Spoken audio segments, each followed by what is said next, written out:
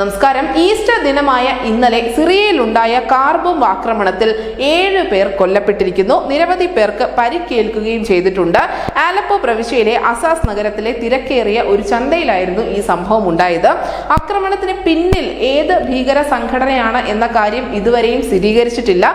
നോമ്പ് തുറയ്ക്ക് ശേഷം ആളുകൾ കൂട്ടമായി മാർക്കറ്റിൽ ഷോപ്പിങ്ങിനും മറ്റും ഇറങ്ങുന്ന സമയത്ത്, അങ്ങനെ ഏറ്റവും അധികം തിരക്കുള്ള സമയത്ത് തന്നെയാണ് ഈ കാർ ബോംബ് സ്ഫോടനം നടന്നിരിക്കുന്നത്.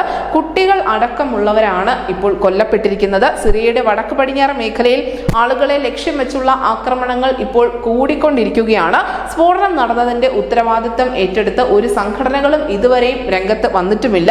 എന്തായാലും തുർക്കി അതിർത്തിയിലുള്ള അസാസ് ചരക്ക് വിതരണം അടക്കമുള്ള വിഷയങ്ങളിൽ നിർണായക സ്ഥാനമുള്ള ഇടം കൂടിയാണ് ഇവിടം. 2017 നഗരത്തിലെ കോടതി പരിസരത്ത് ഒരു കാർ ബോംബ് സ്ഫോടനം നടന്നിരുന്നു. അതിൽ 40-ലധികം ആളുകളാണ് കൊല്ലപ്പെട്ടത്. നമുക്കറിയാം, ഇതിനു മുൻപ് മറ്റൊരു ഈസ്റ്റർ ദിനത്തിൽ ശ്രീലങ്കയിൽ ഉണ്ടായ സ്ഫോടനം ലോകത്തെ ഒന്നടങ്കം കണ്ണീരിൽ ആഴ്ത്തിയിരുന്നു. അതേ ഈസ്റ്റർ ദിനത്തിൽ തന്നെ ഇപ്പോൾ മറ്റൊരു രാജ്യത്ത്, സിറിയയിലും സമാനമായ ഒരു സ്ഫോടനം ഉണ്ടായിരിക്കുന്നു.